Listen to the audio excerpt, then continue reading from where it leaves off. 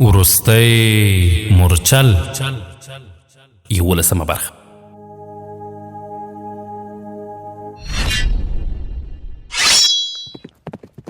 د وروستي مورچل د داستان درنو او قدرمنو اوریدونکو، په دې هیله چې ټول به جوړ او روغ یاست. الله رب العزت مو خوشحال لره. دا د زه محسن احسان مې یو ځل بیا د وروستي مورچل د داستان د خپرونې کوربهتوب کوم، په دې هیله چې دا خپرونه تر پایه راسره واورئ. درنو او قدرمنو اوریدونکو، په تېره برخه کې مو اورېدل په دسترخوان رنګارنګ خواړه کتار شوي وو. یو حبشي غلام لاس په نامه په یو کوښه کې په ادب ولاړ و. دغه دسترخوان د بغداد د کوم امیر له دسترخوانه کم نه و. طاهر چې کښېناست، له اسماعیل نه یې وپوښتل نور مېلمانه هم راځي؟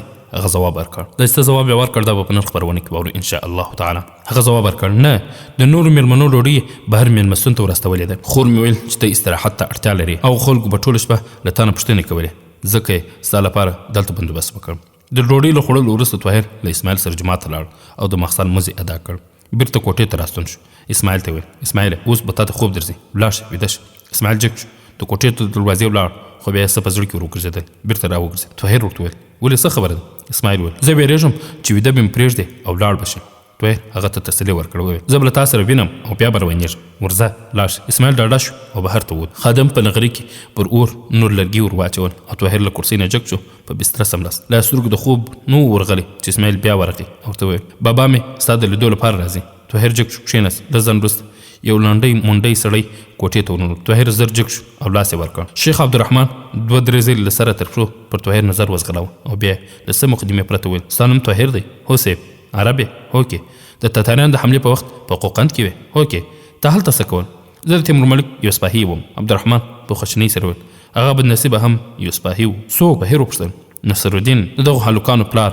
ما خپلې مېرمنې ته ډېر وویل چې زما له یو سرتیر ته مه واده کوه. کله چې هغه غریبه مړه کېده، دغه ښاغلي په مصر کې د نصرانیانو په خلاف په جګړه بوخت و. بیا د خراسانشاه د خدمت جذبه پر سر کېد. اوس د هغه د اولادونو انا جاړي. د داسې زوم په اړه له دې پرته د بل خیر راتلو تمه کېدای شي؟ سپاهي یا په جګړه کې مري او یا ټپي کېږي، اوس له ژړا څه ګټه؟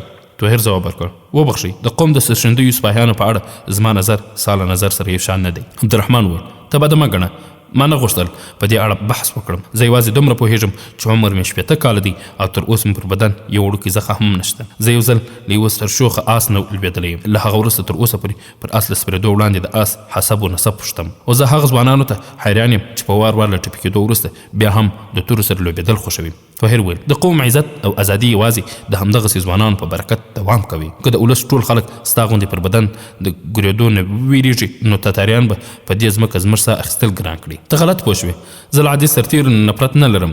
زما یوازې له هغو خلکو نه ګیله ده چې په کور کې ارام وي، خو دوی د خپلو عزیزانو او دوستانو د ژړولو لپاره د جګړې ډګر ته روانېږي. نصرالدین له داسې کسانو څخه و. طاهر وویل د قوم د عزت او ازادۍ لپاره جګړه د هر سړي ذمواري ده. دلته د خاص او عام خبره نه ده. د خدای جل جلاله په وړاندې د امیر او غریب د وینو قیمت یو دی. بلکې زه خو وایم که ولس آزاد وي نو امیران زیاته ګټه ترې اخلي، ځکه خو د قربانۍ په وخت کې دوی باید له قوم نه وروسته نه بلکې وړاندې وي. عبدالرحمن په بحث کې بې ځوابه غوندې شو او د مزو د بدلولو لپاره اسماعیل ته ویل اسماعیل بچو ته ځان سرتېري کوې او که سوداګر؟ زه به سرتېری وم خو سوداګر به هم وم. عبدالرحمن پریشانه شو. طاهر ته وکتل او وویل ما ته معلومه شوه چې ته سبا روانېږې؟ هو کې. زه نن روانېدم خو ستا د لیدو په شوق پاتې شوم.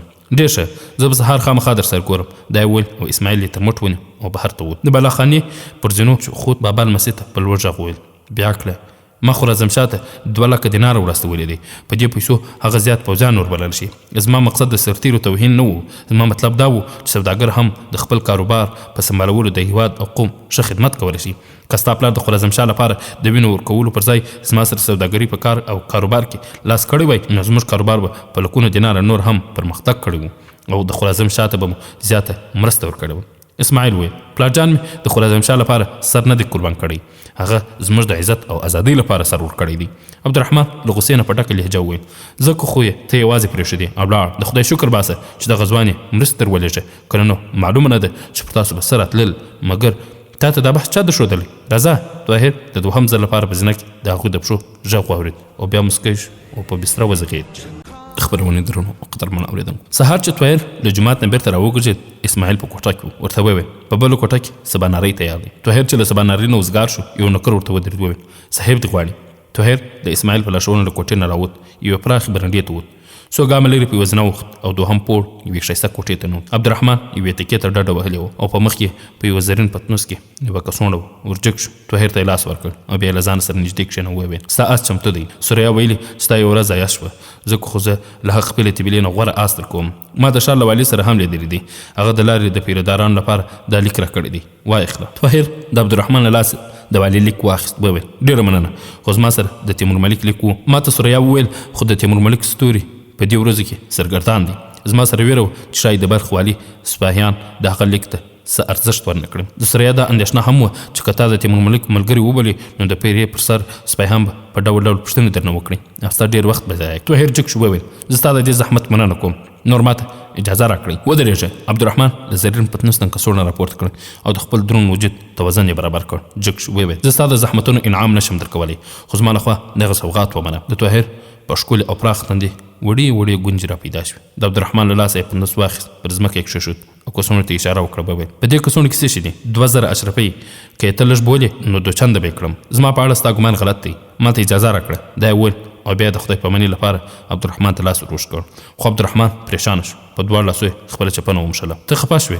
څه ډول بدګماني؟ زه ستا د هرې لویې هیلې پوره کولو ته تیار یم. زه به د سریا او اسماعیل د وزن په اندازه غمې درکړم. د احسان او نیکۍ بدل نیکي ده. ته به پراخ زړه وغواړه، زه به په پراخ زړه درکړم. په خدای جل جلاله سوګند چې د سریا او اسماعیل د ژوند ژغورونکي به زما له کوره خپه ولاړ نه شي. زه یو عرب یم. طاهر وویل ما ستا لپاره هېڅ نه دي کړي، کوم څه چې مې کړي هغه زما مسؤلیت و. که ته عرب یې زه هم یو عرب یم، خو تر عربي پخوا دواړه مسلمان یو او مسلمان د چا اخلاص په پیسو نه تلي.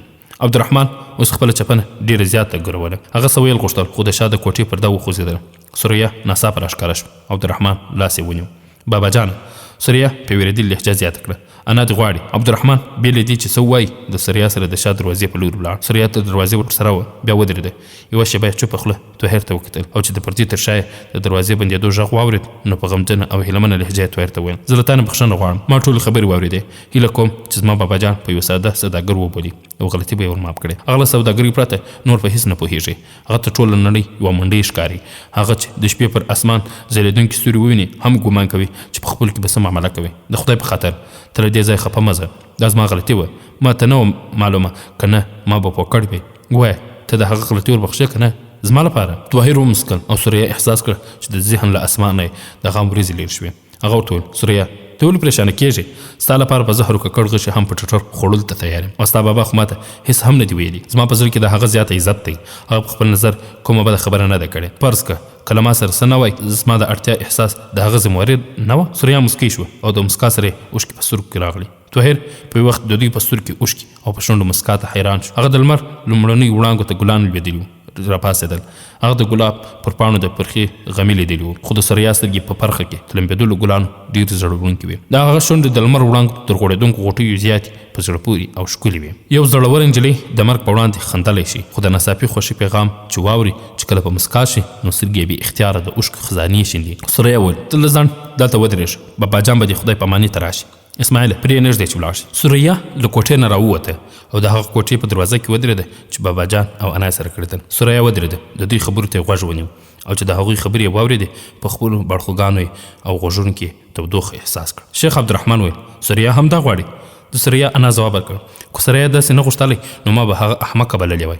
ته په خپله فکر وکړه، که ته د سریا پر ځای وای نو ستا په زړه کې به د دغه ځوان په اړه یوه نه لرې کېدونکې هیله نه راپورته کېده.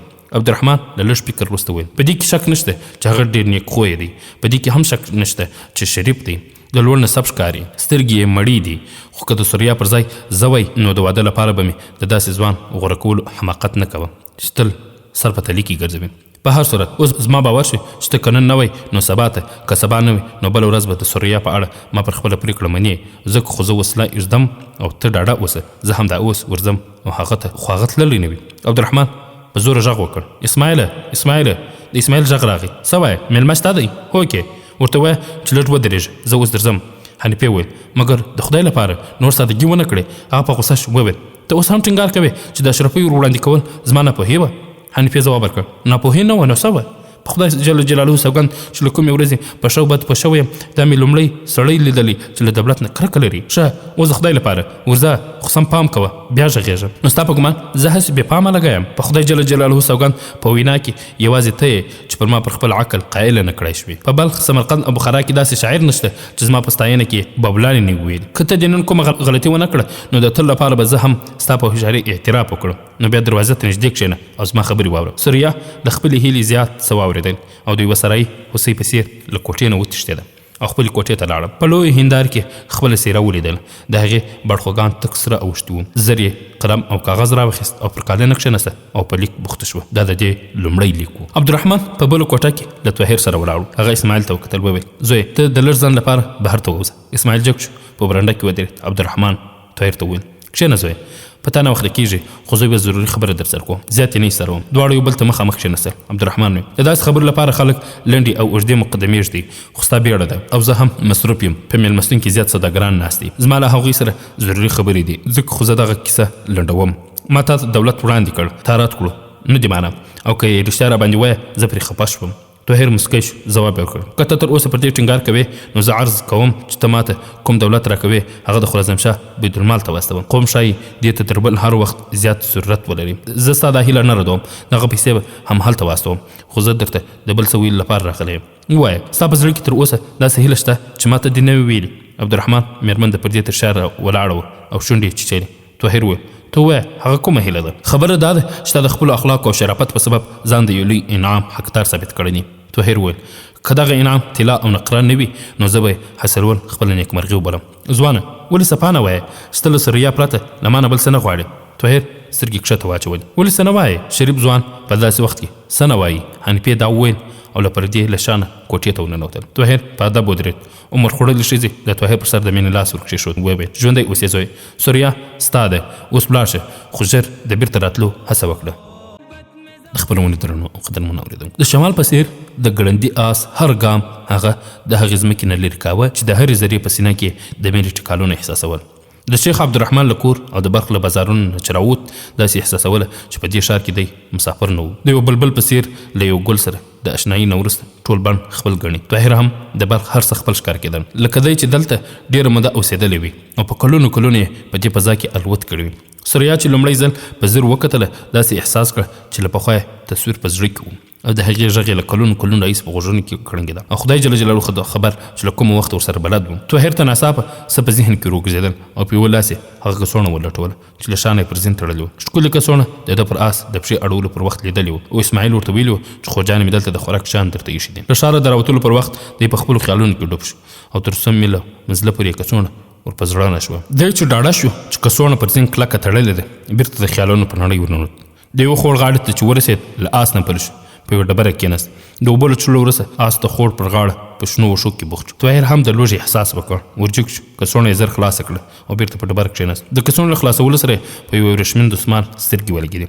دسمال یې راواخیست. دسمال خوږ بوی او پکې د نغښتي کاغذ احساس د طاهر زړه په درزا کړ. هغه په دسمال کې نغښتي کاغذ پرانیست، تورې او کش ورته ګلان شول او د سترګو لاندې نڅېدل. فضا ټوله سندریزه شوه، دا سندریزه چې ټالونه یې ډېر اوچت وو. ورو ورو دغه نغمه کراره شوه او غځېدونکي ګلان پکې بېرته تور توري او جملې شول. ده د سوریا لیک لوستل پیل کړل. لومړی ځل یې شونډې نه خوځېدلې، دوهم ځل یې شونډې وخوځېدلې او درېیم ځل یې په لوړ غږ لیک ولوست. زما مرستندویه، تا ویل چې په دې له فتنو ډکه زمانه کې په وار وار د ویلو او اورېدلو فرصت نه راځي. زه دغه کرښې د همدې احساس له مخې لیکم.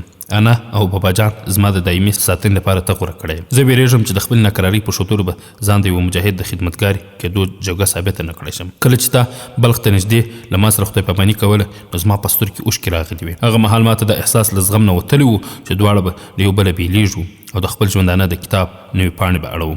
زما دا باور نه و چې تقدیر به مو بیا په یوه لار سره روان کړي. و زه په زړه کې دا تسلي احساسوم او تا ته باور در کوم چې په راتلونکي به ته زما په سترګو کې اوښکې ونه وینې. زه خامخا دا وایم چې د بغداد غوندې لوی او له ګڼې ګوڼې ډک ښار ته چې ورسېږې دغه وړوکی ښار هېر نه کړم. خو له دې سره دا دعا هم کوم چې زما خیال ستا د لوړو ارادو په مخ کې خنډ نه شي، زما یادونه ستا د پښو زنځیرونه نه شي. خامخا به انا او بابا تا ته بلخ ته د ژر بیرته راستنېدو ټینګار کوي، خو زه دا هیله کوم چې تر څو دې په بغداد کې مقصد نه وي ترسره شوی د بیرته راتلو اراده مه کوه. زما فکر مه کوه، زه تل ستا یم تر څو لمر نړۍ ته د سهار پیغام راوړي او د شپې مهال پر اسمان ستوري ځلیږي. زه به ستا انتظار کوم. ته چې هر چېرته وې زما لپاره همدا ډاډ بس دی چې ته زما یې. سوریا طاهر لیک په جیب کې واچوه. د هغه لوږه لرې شوې وه، په نظر یې څو نمرې وخوړلې او کڅوړه یې بیرته پر ځین وتړل او پر آس پوه شو. آس له هوا سره خبرې کولې او د طاهر په غوږونو کې د سوریا دا الفاظ د نغمې په څېر کړنګېدل: ته چې هر چېرته وې زما لپاره همدا کافي ده چې ته زما یې. عملي اقدام ته بلنه. خبرونه درنو او قدرمن اوریدونکو، زید ته په خوا په سیر د مخسل منځنه ورسته په تپله راوګرځېد. نوکران یې ورټل، د کور کوټې ته راغی، کېناست. لږ ځنډ وروسته د ډیوې پول لپاره راپاڅېد. بیا یې څه چرت وواهه. د کټ لاندې نه لاس یو او د اوسپنې مضبوط صندوق یې په زور زور یې کلپ کش کړ او بیا ډاډه شو چې ډیوه یې مړه کړه. په دغه صندوق کې د طاهر شتمني او د صلاح الدین ایوبي رحمه الله توره وه. زید ته تر ځان ګران و. د طاهر له تلو نه وروسته هغه له کوره بهر نه ووت او لسه تره په بستره کې ورسره ښودله او ویده کېدم. د شپې به یې چې وړوکی غږ واورېد پرې راویښ به شو او تورې ته به یې لاس کړ. د بغداد د هغه بې شمېرو غلو او لوټماران مقابلې ته به چمتو شو چې د ده په ګمان د طاهر د تلو وروسته د دې صندوق په لټه کې دی. لومړۍ څو اونۍ خو به یې توره په لاس ټوله شپه په ناستې په پیره تېره کړه. له هغه وروسته یې چپرکټ پر ځای پر صندوق بستره وغوړوله، خو د صندوق سور او اوږد لږ و. ډېر ځله به یې په اړخ واوښت، لاندې به ولوېد. ورو ورو یې اندېښنه کمه شوه او بیا یې صندوق تر چپرکټ لاندې کښېښود. اوس د کور نوکرانو ویل چې د شپې مهال یې په خوب کې خیرېدل شوي دي. زید اوس هم نه و ویده شوی چې د دروازې ټک ټک یې واورېد. ورپسې سمدستي غږ اوچت. د دروازې د خلاصېدو غږ یې هم واورېد. تره یې ورسره واخیستله او په لوړ غږ یې چیغې کړې: څوک دی؟ چې ځواب یې وانه ورېد. په تیاره کې یې د دروازې په لور ورنږدې سو. په لخک غوږ ونیو. یو آس له دروازې نه دننه راتلو او نوکران یو په بل وښویول. چا پوښتنه وکړه: زید چېرته دی؟ زید له خوښۍ نه زړه په ټوپو شو. دا د طاهر غږ. کله چې پیداګدار ورته ویل چې هغه ویده دی نو د ده څادر اغوستل هم ضروري ونه بلله. زر یې دروازه خلاصه کړه او په منډه ورغی. طاهر ته ورتر غاړې و: ستا په لاس کې دا توره د څه لپاره؟ هو، زما له یاده ووته. ما ګمان کوه چې کوم ډاکو راغی، دا مې راواخیستله. طاهر په خندا شو او زید احساس کړه چې ناڅاپه د ده نه د ګیلې هغه په زرګونه جملې هېرې شوي چې د انتظار په ناپایه شېبو کې به یې په یوازیتوب کې له ځانه سره تکرارولې. یوازې دومره یې وویله شوه چې ته خو روغ یې، شبي خو به نه یې. زه ډېر درته اندېښمن وم. طاهر ځواب ورکړ: زه بالکل روغ یم. ما پرون یوې نجمې نه ستا په اړه پوښتنه وکړه. هغه څه درته ویل؟ اوس که هغه ماته په مخه راغی نو کتابونه به یې سیند ته ورغورځوم. دروغجن، دوکهباز، مکار. بیا هم هغه تا ته څه وویل؟ خدای جل جلاله دې یې خوار کړي. هغه ویل چې ستا ستوري سرګردان دی او ته د تتاریانو په زندان کې او تر څو چې د ستوري دغه سرګرداني پای ته ونه رسېږي را به نه شي. خو دغه سرګرداني به یو کال دننه ختمه شي. ما هغه بې ایمانه ته خوش 15 دیناره ورکړل.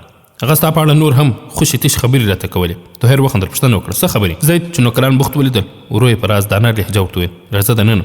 طاهر ډوډۍ پخوونکي ته وویل چې ډوډۍ تیاره کړه او له زید سره دننه لاړ. زید ډیوه بله کړه. په رڼا کې د هغه سترګو د طاهر بلا اخیسته. طاهر وویل: ښه خوش خبرې څه وې؟ هغه وویل چې ته به په یو تتاري شهزادګۍ مین شې او د هغې په سبب په مغول په زندان نه خوشي شې. که سبا ته په مخه راغی نو دا درس به ورکړم چې ټول عمر به یې په یاد وي. طاهر وویل: له مدینې نه کوم لیک راغلی؟ احمد بن حسن په خپل راغلی و. 2 هفتې یې تېرې کړې، بیرته لاړ. هغه ویل چې ته بغداد ته راشې، خپل احوال په لیک کې ورته ولیکم. طاهر د خپلو دوستانو په اړه پوښتل. زید ځواب ورکړ: مبارک هره ورځ راځي، ستا پوښتنه کوي. عزیز او عبدالملک 2مه 3مه ورځ احوال اخلي. نور کله کله راځي. هو، یوه بوډۍ څو ځله دلته راغی او هغه هم ستا په اړه پوښتنې کوي. هغه څوک کیدای شي؟ ما ته نه ده معلومه. یو ورځ د شا پسې ورغلم، هغه د سیند پر سر پله تېره شوه او بیا د صدراعظم کور ته ننوتم. طاهر ویل: زه اوس یو مهم کار تاته سپارم. ته هم دا اوس عبدالعزیز ته ورشه او ورته ووایه چې عبدالملک او نور اعتمادي ملګري در سره راوله او دلته راشه. که هغوی ویده وي هم ورته ووایه چې ضروري کار دی، باید راشي. زما لیک تر سره یوسه. طاهر چې د ډوډۍ له خوړلو نه فارغ شو، زید، عبدالعزیز، عبدالملک او مبارک ورسره راوست. زید بلې کوټې ته لاړ او ویده شو. طاهر له خپلو دوستانو سره تر ډېره وخت خبرې کولې. د عبدالعزیز په نظر خلیفه، صدراعظم او وحیدالدین درې واړه په دې دسیسه کې شریک و. مبارک په دې اړه څه رایه نه درلوده. هغه یوازې د عبدالعزیز خبرې ورسره تاییدولې. عبدالملک د څه ویلو پر ځای په چورتونو کې ډوب و. کله چې طاهر ترې رایه وغوښتله هغه لږ سوچ وروسته وویل: ستا ملګري چې د دې دسیسې ثبوتونه وړاندې کولی شوی وژل شوي دي. وحیدالدین تر اوسه پرې ورک دی. د هغه پر ځای د هغه مرستیال محلب بن داود کار کوي تر څو موږ د وحیدالدین احوال معلوم نه کړو. پر چا څه جرم نه سو ثابتولی. که هغه وژل شوی او یا په کومه نامعلومه بندیخانه کې بندي پروت وي نو زه د هغه په اړه دا ویلی شم چې په دې دسیسه کې د هغه هېڅ رول نشته. عبدالعزیز پوښتنه وکړه: ولې؟ عبدالملک ځواب ورکړ: په پرده کې د هغه د وژلو یا بندي کولو علاقه له هغه چا سره ممکنه ده چې د هغه د راڅرګندېدو نه ویرېږي چې راز یې افشا کړي. مثلا خلیفہ یا صدر اعظم او یا کوم بل څوک چې د په نامه د سیاست جوړه کړې ده. د دې پر خلاف که دی په خپله خوښه چېرته غلی شوی وي نو بیا دا خبره ثابته ده چې دی یوازې د دې خبرې ذموار او مسؤل دی. ځکه خو تر څو موږ د وحیدون د ورکېدو راز معلوم نه کړو د دې پیښو یادونه چاته باید ونه کړو. طاهر وویل دغه راز له درې تنو څخه څرګندېدای شي: خلیفه، صدر اعظم او محلب بن داود. زه محلب ځکه پکې راشریکوم چې د وحیدالدین د ورکېدو نه وروسته په عامو حالاتو کې خلیفه باید د هغه پر مرستیال اعتماد ونه کړي. پر دې سربیره سمدستي د هغه په وزیر کېدو هم شکونه را پیدا کېږي. اوس پوښتنه دا ده چې له دې درې تنو لومړی له کومې وسره وګورم؟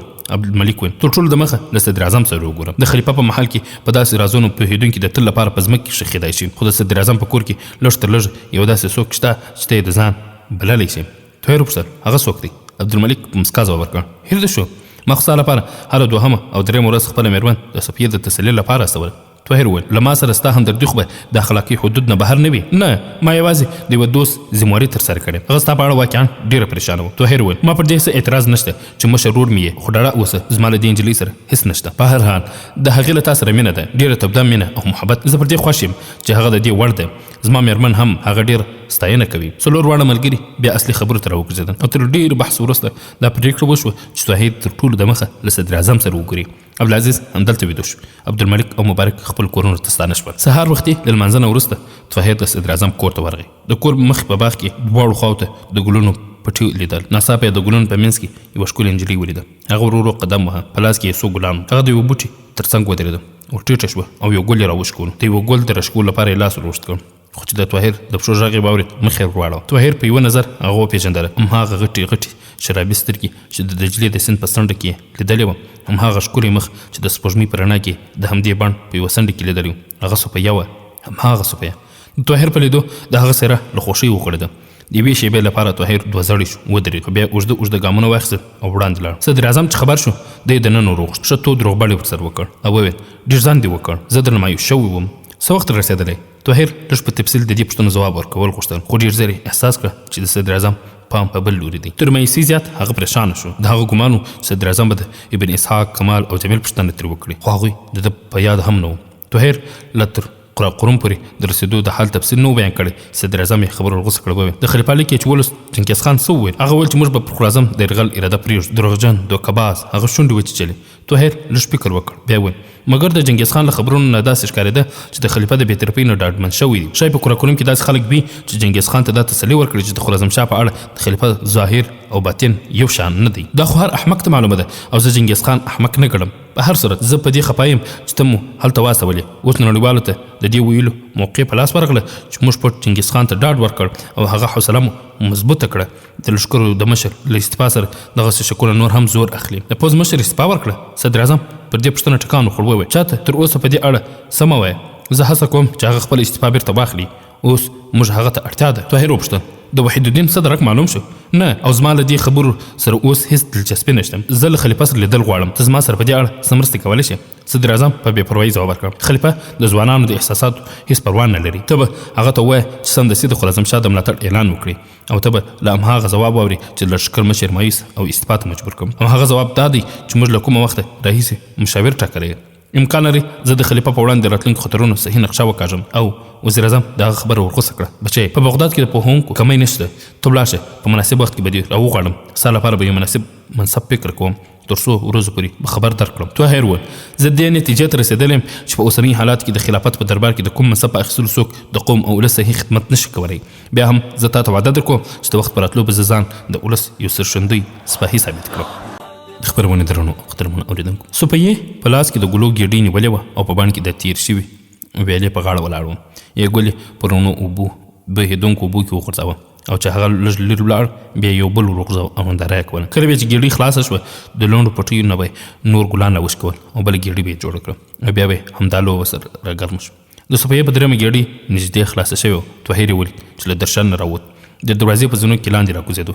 دا زر زر د مرمرو ډبرو نه جوړ شوي پله سره پر سر له ویالې تېره شوه او د ګلانو له بوټو نه ګلان شکول او ورو ورو طاهر ته نږدې کېدله. صفیې او بلې خوا وکتل، څوک یې هم شاوخوا ونه لیدل. بیا هم زړه درزېده. ورو ورو د ګل له بوټونو راووتل او د سړک تر ورتلو لپاره د مرمر ډبرې په پله پښه کښېښودم، خو په سترګو کې د حیا پردې راغلې. دوه زړې شوه، پښې ورژېدلې. او بیا وشوېده.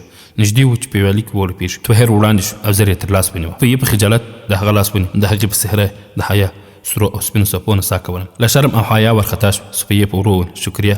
طاهر وویل افسوس ته خو به خوښ شوې نه. طاهر دوه زړی شو او یو ګام یې واخیست. سپیې زر ورته وویل ما دا ګلان شکول واخله. بیا ګلان طاهر ته ونیول. طاهر هم په وارخطایي ګلان واخیستل. هغې وویل په بغداد کې ستا د راتلو ډېر انتظار کېده. ته ډېر ناوخته شوې. هوکې حالات داسې شول چې وځنډېدم. طاهر له کومې بلې خبرې پرته خپله لار ونیوه او لاړ. سپیه لږ نوره هم هلته ولاړ وه.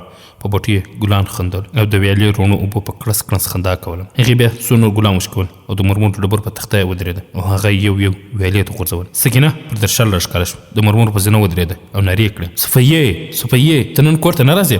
سپیې زر ځواب ورکړ درغلم. د محل نه د راوتلو وروسته د سیند د پله پر سر طاهر د لږ ځنډ لپاره ودرېد. هغه ګلان ته په زر زر وکتل. بیا د سیند د اوبو د بهیر په څېر ورټیټ شو. د یو ژور خیال سره یې پر ګلانو لاسونه سټ شول.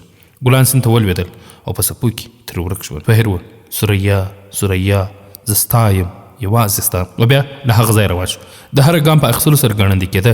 په کور کې عبدالعزیز عبدالملک مبارک او افضل د ده انتظار کوه. هغوی چې دی ولید پوښتنې یې ترې پیل کړې. طاهر په ډاډ پر کرسۍ کښېناست. وویل زه حیران یم چې دا خبره تر اوسه زما ذهن ته ولې رانغلله چې که موږ د هغه دسیسې اصلي مجرم ونیوو هم د خراسان مصیبت نشي رفع کېدی. امکان لري صدر اعظم د دې کار ذموار وي. دا هم کېدای شي چې د خلیفه پکې لاس وي او دا هم امکان لري چې هغوی دواړه ذموار نه وي. خو دا وخت داسې نه دی چې باید ضایع کړی شي. د تاتاریانو سیلاب ډېر ګړندی پر مخ را روان دی. اوس تر هر څه لوی ضرورت دا دی چې د بغداد اهل د راتلونکو خطرونو نه خبر کړی شي. هغوی د غفلت له خوبه را بیدار کړی شي. په بغداد کې یوې ډلې د بلې او یوې فرقې د بل پر خلاف مرچل جوړ کړي. دوی ته د دې ویلو اړتیا ده چې داسې یو محاذ هم شته چې د کفر ټول طاقتونه راټول شوي او مسلمانانو ته د ټولو قوتونو د ورکولو بلنه ورکوي. زما باور دی چې یو شریک خطر موږ ټولنیز جهاد او هڅو ته اړ کولی شي. په داسې حال کې چې په هغه خلک چې غلي د تاتاریانو ملاتړ کوي برله موږ مخې ته راوبسي. زه غواړم چې اوس د بغداد ته هر جماعت نه یوازې یوه ناره اوچته سي او هغه دا چې د تاتاریانو د مقابلې لپاره موږ سره یو یو. تر ټولو د مخه زه بغداد په لوی جومات کې دا ناره اوچتوم. افضل ویل خدای جل جلاله دې وکړي چې بریالی شي. خو له تېرو 2-3 پیړیو راهیسې د بغداد مسلمانان یوازې په خپلو کې د یو بل سر ماتول زده کړي دي. سني د شیعه دښمن دی او شیعه د سني د وینو تږي دي. حنفي شافعي او مالکي له یو بل سره لاس او ګریوان دي او حنبلي بل خواته ډنګوي. تاسو کوم جومات ته ولاړ شئ؟ کومې ټولنې ته د خبرو لپاره پاسیږئ؟ له تاسو نه به لومړۍ پوښتنه همدا وي چې جنابه ته له کوم مذهب فرقې سره یې؟ طاهر ځواب ورکړ زما سره د دې ستونزو احساس دی خو زه د دې منلو ته تیار نه یم چې دغه حالات به نور هم دوام وکړي. د شریک خطر احساس دغه اختلاف لرې کولی شي. افضل ویل د دې ذمواري زموږ د هغو ټمبلو او لټو علماو ده چې هیڅ هدف نه لري. خو نن هغوی ته دا ویل کېدای شي چې تاسو دا مقابله له داسې چا سره ده چې د هر کلمه ویونکي دښمن دی. ستاسو د خپلواکۍ ډېوه مړه کېدونکې ده. موږ دې علماو ته ویلی شو چې تاسو مسلمانان یو له بل سره وجنګېدل. اوس کفار په میدان کې درته د مقابلې چیغې وهي. زما باور دی چې خلک به هغوی میدان ته په زور راکاش. عبدالعزیز او عبدالملک هم په دې بحث کې برخه واخیستله. بالاخره دا پریکړه وشوه چې طاهر به د جمعې په ورځ د بغداد خلک د خراسان د خلکو له حالت نه خبروي او له دې نه وړاندې به دا خبره مشر وي چې یو سړی د بغداد د ولس په نامه د ذموار د خراسان د مظلوم مسلمانانو پیغام راوړی دی. له جګېدو نه وړاندې عبدالعزیز وویل د وروستي مرچل داستان درنو قدرمنو اورېدونکو دا چې عبدالعزیز څه وویل دا به په راتلونکي خپرونه کې واورو انشاء الله تعالی. د خبرونه ما محسن احسان چمتو تاسو ته وړاندې کړه. دربیا ستاسو په درنه حضور کې حاضر یو تاسو ټول په الله جل جلاله سپارو. السلام علیکم ورحمت الله وبرکاته.